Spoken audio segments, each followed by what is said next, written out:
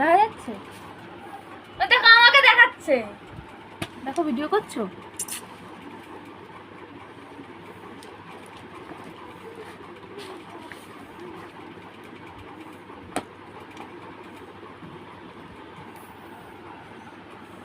আমাকে দেখাচ্ছে আবার। এটা কিসের? এটা এমনি রূপোর। কে দিয়েছে? মা। আমার মা।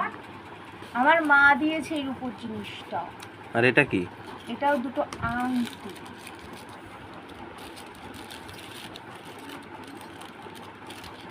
মায়ের একটা, ভাইয়ের একটা।